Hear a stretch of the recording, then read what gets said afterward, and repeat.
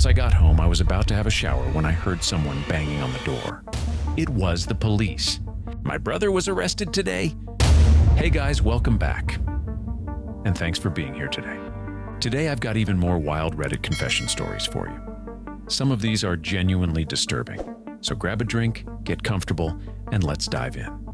My brother was arrested today. I can never look at him the same way. I, female 20, am the eldest of 4 siblings.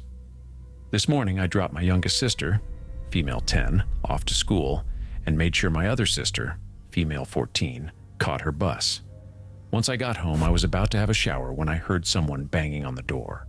It was the police. They asked if my brother, male 17, was home. I said yes. They stormed in, headed to his bedroom, and arrested him.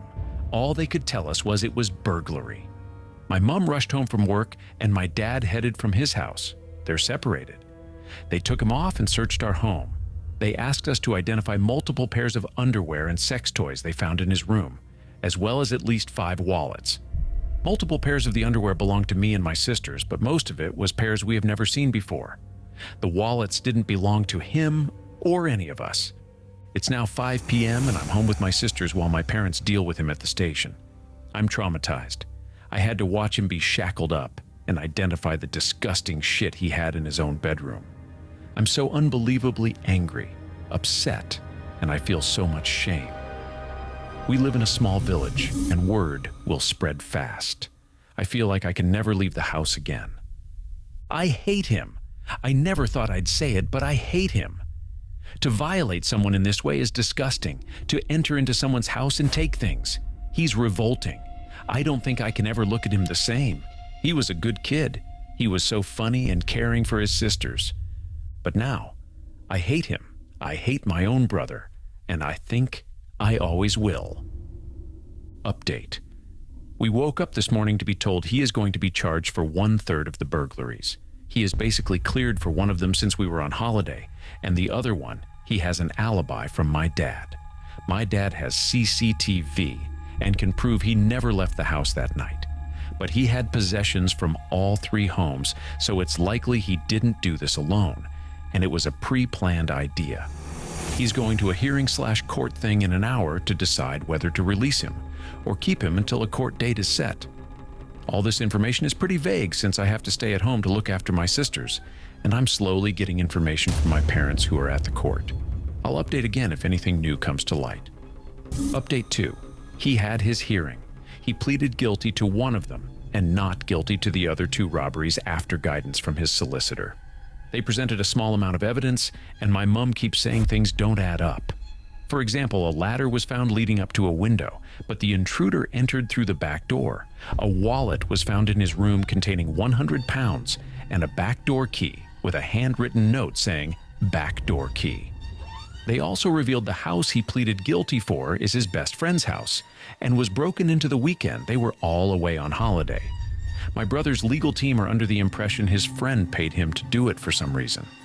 They could claim home insurance or for the son to get back at his family. They've brought his friend into custody to interview him, thinking he gave my brother the key, wallet, and money prior to the break-in or left it in the garden. Since on the CCTV, my brother rummaged in the garden for a couple of minutes before entering the home.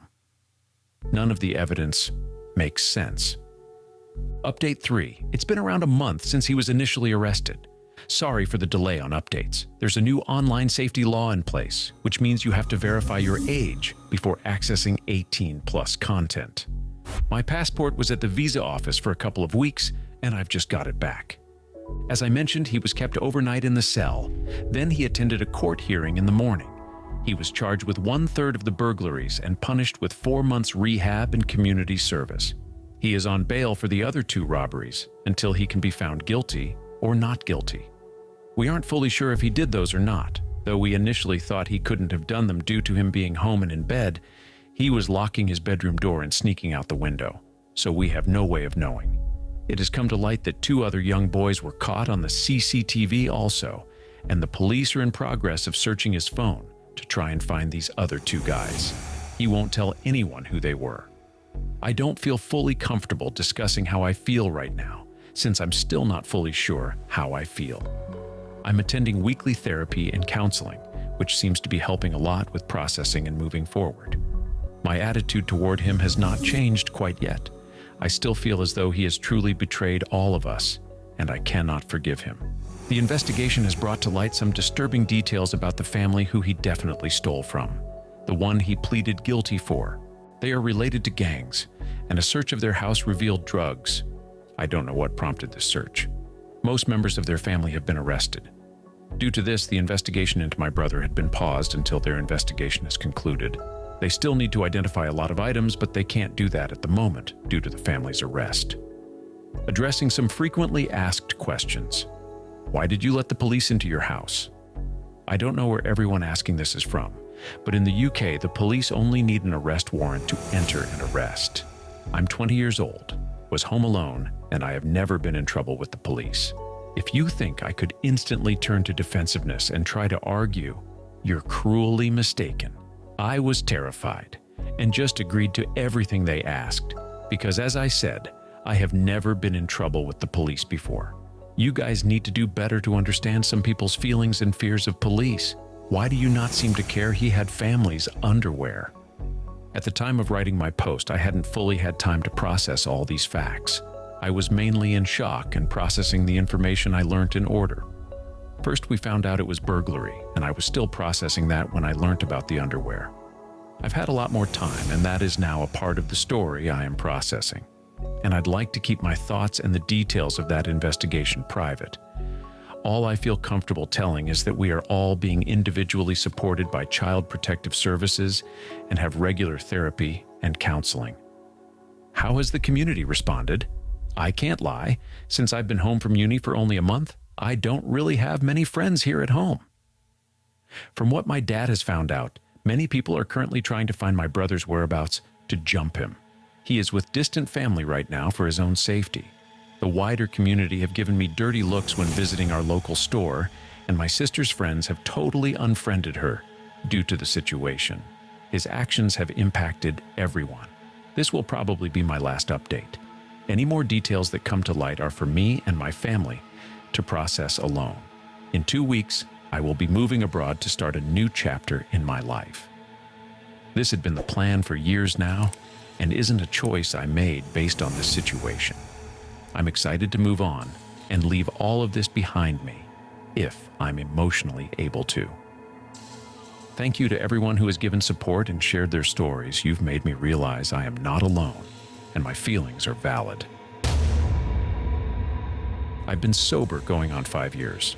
Sober is obviously in quotation marks for a reason. This will be my 5th birthday, where as far as my friends and family are concerned, I'm booze and drug free. And I am, except for 1 day a year.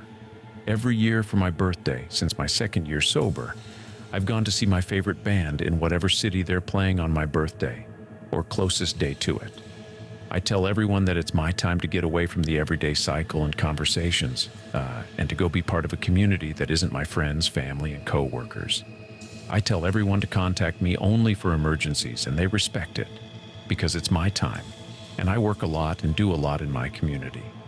I take at least 3 days and drive to a different city/state to go to craft breweries, sit at any old hole-in-the-wall bar, and play a round of pool or check out the night scene if there is one. Regional fun depending on that year's trip. I grab a couple packs of cigarettes, quit a pack-a-day habit about 3 years ago. 1 year I found some Fire Blow. Last year I ran into some super fluffy Jago Wago. I've gotten laid 2/3 of the years, and that is far from my primary intentions with this. It's always an adventure. I don't have kids, I've been single since I've been sober, but my friends and siblings would be crushed to know I cheat 1 day every year. I feel bad for being dishonest, but I think it's a healthy release. I'm thinking about breaking it to some friends, but I'm scared of their reaction. This is a burner account. A lot of my friends and family are on Reddit. Next story. At first, this sounded like a normal affair story, until the husband explained where the other man was actually living. This is how I came to live due to my wife's infidelity. This all started a bit over 3 years ago. The first sign was when my wife became very financially hypervigilant on both of us saving our money in our 401ks. And she was insistent that we both save the max, etc. Now, this seems like a good idea. However, her intentions were not pure, which would later be explained. Now, the juicy stuff. Just before Christmas in 2022, she was careless as these things happen, and she left her tablet open and I grabbed it to order something off of Amazon. I knew this to be a work tablet, so I never really messed with it, but we had done Amazon on it before, and my laptop was dead at time. I am almost immediately bombarded with some texts coming over, and I knew that they were sexual in nature. I opened, and the story was clear. I saw nudes, etc., and lots of back and forth between the two of them. So I confronted her, and she admitted it, everything, and asked me for an hour, and she wanted to talk. During this hour, I assumed she spoke to him and then sat me down and told me that she had no intention of ending it, and frankly had no desire to end the marriage, and mentioned the previous financial vigilance on a just-in-case scenario, if I did leave or she left when this came out. However, we have kids, and she didn't want to split up for them. The next couple of months were kind of a blur. Life went on, and we slept in the same bed, and even on a few occasions had sex, which she initiated. And then the next bombshell came. His wife found out, and he was immediately kicked out of his home, having nowhere to go. Wife decided he would move in with us, not in our house, but in a shed in the back. We have 4 acres. The shed would need a bit of work to make livable, but nothing that a few $1,000 in elbow grease couldn't fix. And so, she gave me an ultimatum, or choice, as it were.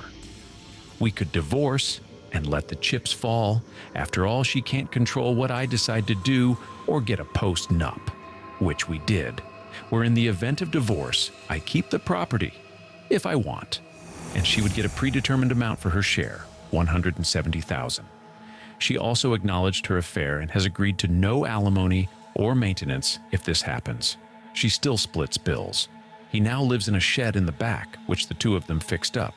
He lives there as a tenant and pays rent $600 a month. His ex-wife has been over, and I'm not sure what she knows. That my wife, his lover, is the cause of their breakup. Maybe she thinks we are just landlords. He does not come in our house. I have no idea when I and kids are not around, and she spends time with him back there when the kids are in school or away. She still sleeps with me, but we haven't had sex since he moved in. And yes, it is frustrating to me for a lot of reasons. Sometimes I have literally watched her put on lingerie for his benefit.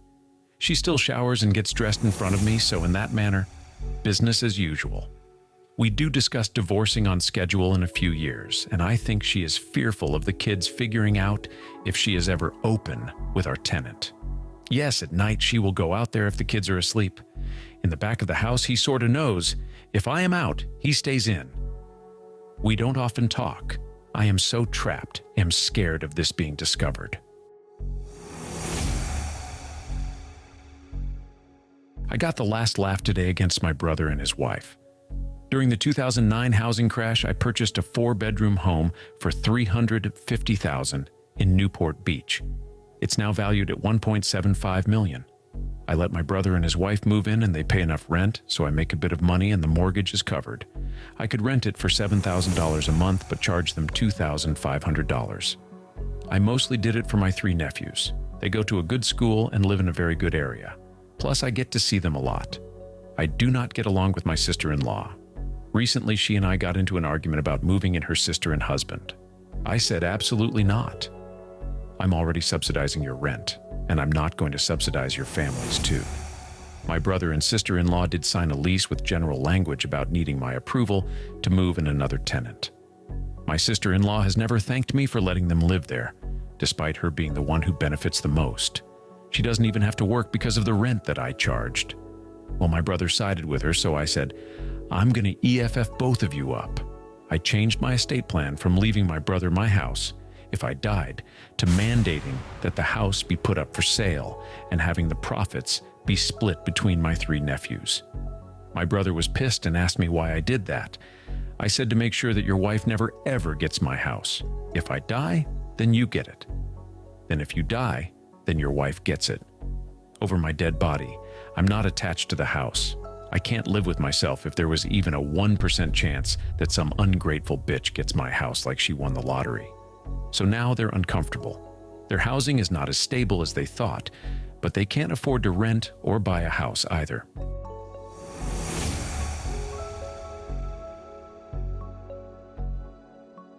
Sometimes I get this overwhelming urge to book a hotel a few hours away, disappear for a weekend, and hook up with younger guys without anyone knowing who I am. My life is very normal on the surface, stable job, close friends, family nearby, the whole package. No one would ever guess this side of me exists. I'm divorced, 2 kids, now late 30s. The marriage was fine until it wasn't, but after it ended I realized how much I'd suppressed parts of myself for years. Sex was vanilla and rare toward the end. Post-divorce, I dated appropriately for a while, guys my age or older. Nice dinners, polite sex. It was fine, but it didn't scratch the itch. A couple years ago, I started getting this fantasy just vanish for a weekend. Drive 2 to 4 hours away to a random city or nice town I don't know anyone in. Book a decent hotel, not fancy, but clean and private. Turn off location sharing. Tell people I'm visiting a friend or need some alone time. No one questions it because I'm independent. Then on apps, Tinder, Bumble, Field, whatever. Set age range low, 18 to 22 or so, and see who bites. The first time was almost accidental. I was stressed at work, impulsive, booked a room in a beach town 3 hours away for a Saturday to Sunday. Told everyone I was doing a solo wellness weekend. Matched with an 18-year-old. Cute, flirty, zero expectations. We met for coffee at a Starbucks. He was nervous but eager. We ended up back in my room.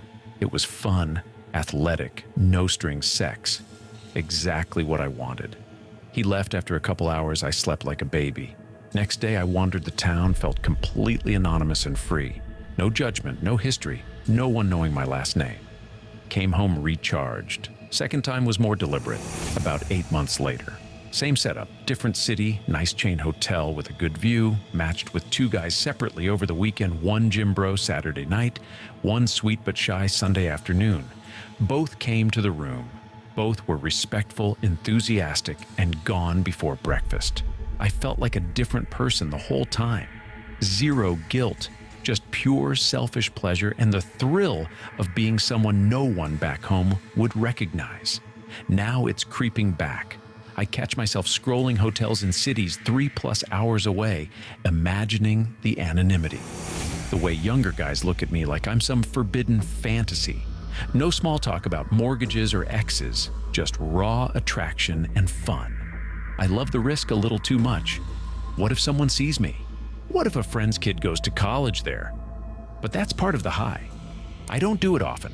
Maybe once or twice a year max, but when the urge hits, it's loud. I don't think I'm hurting anyone. I'm single. They're consenting adults, but I know society would call me all sorts of names if they knew. Cougar, desperate, reckless, whatever. I don't care when I'm in the moment, but afterward, I wonder if I'm a little messed up for craving this escape so badly. Anyone else get these random urges to just disappear and be whoever you want for 48 hours? Or am I the only one living a double life in my head?